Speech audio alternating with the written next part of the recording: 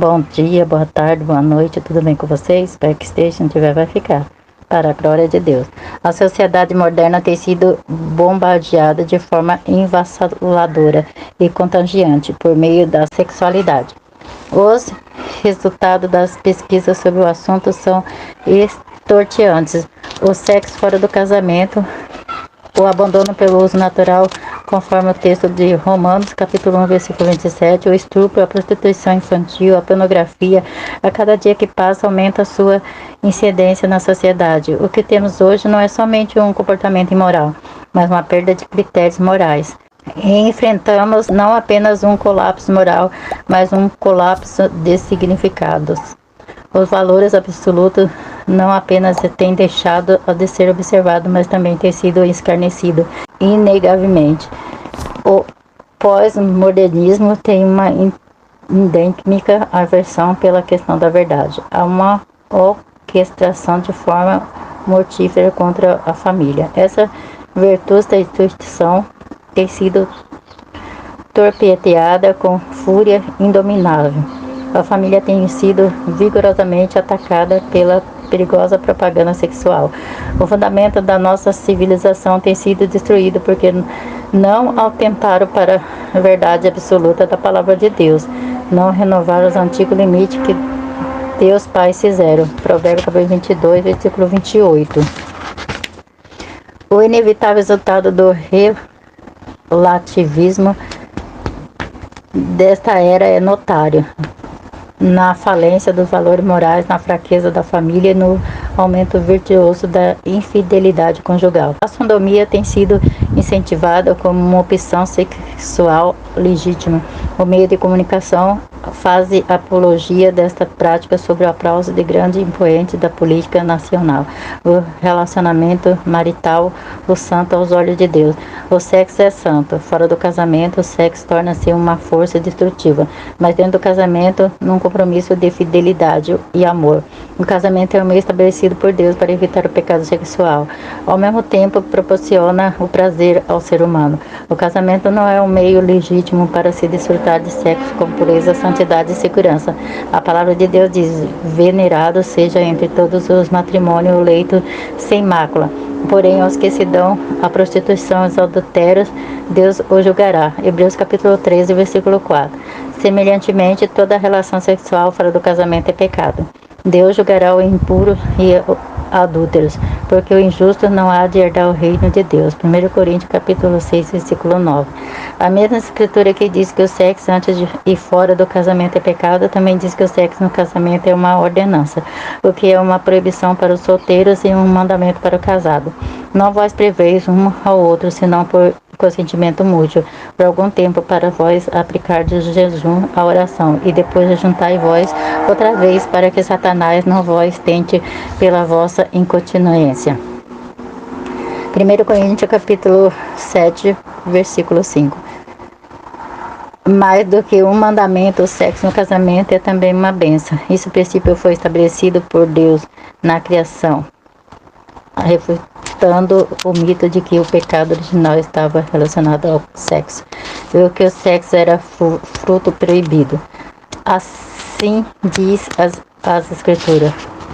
E criou Deus o homem a imagem de Deus o criou, macho e fêmea, e os criou. E Deus abençoou, e Deus lhe disse: fortificai e multiplicai vós, enchei a terra e sujeitai-a. E viu Deus tudo o que tinha feito, e eis que era muito bom. Gênesis capítulo 1, versículo 27, Gênesis 28, capítulo 31. Além de ser santo, uma ordenança, uma bênção, o sexo no casamento é uma fonte de prazer. A palavra de Deus aborda a maneira clara e um rodeio em sublime assunto. Beber água da fonte é da corrente do seu poço. Derrama-se em tuas fontes para fora e pelas ruas e os ribeiros de água. Seja para ti só, não para os estranhos contigo. Seja bendito o teu manancial e alegre-te com a mulher da tua mocidade, como serva amorosa e gazela graciosa o seu seio, e te sacie todo o tempo, e pelo seu amor seja atraído perpetuamente. E porque, filho meu, te deixaria atrair por outra mulher e te abraçaria o peito de uma estranha? Provérbios capítulo 5, versículo 15 ao 20.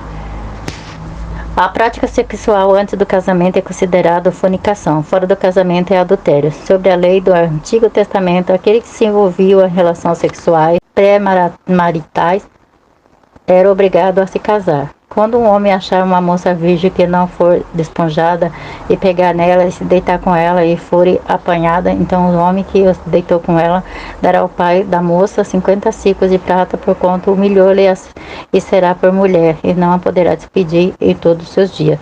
Deuteronômio, capítulo 22, versículo 28 e 29.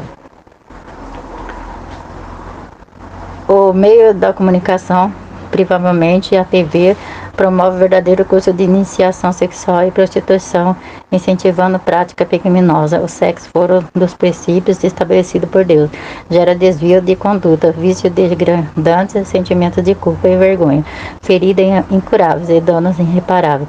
A plena realização sexual só pode ser experimentada por meio de um casamento heterossexual, magônico e homossomático e indissolúvel. O corpo deve ser usado para santificação e honra. O corpo é para o Senhor e não para a imoralidade. É para ser palco de santidade, não de obscenidade.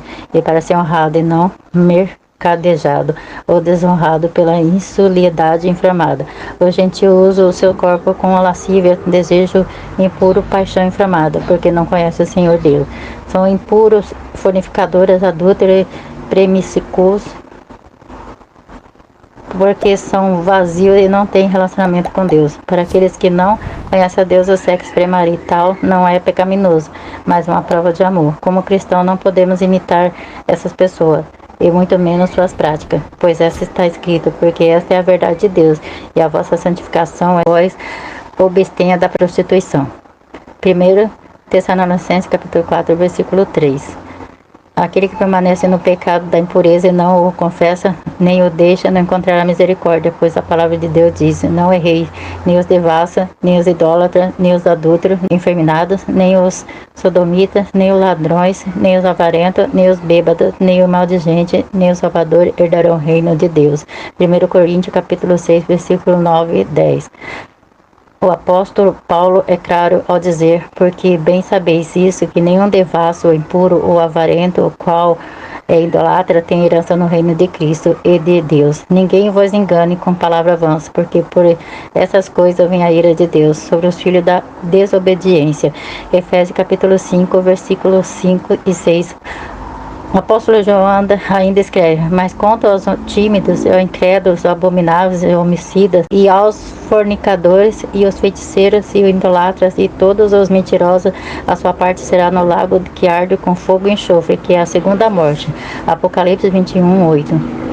Oremos. Pai amado, Pai misericordioso, meu Pai, que essas pessoas venham cuidar do corpo deles, meu Pai, que o corpo deles é um corpo do Espírito Santo, meu Pai, que eles não venham, Senhor Deus, fazer impureza, meu Pai, no templo do Teu Espírito, Senhor.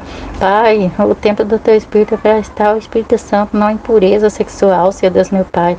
Vai estar, Senhor Deus, meu Pai, essas coisas, Senhor Deus, de lascívia, Senhor Deus, meu Pai.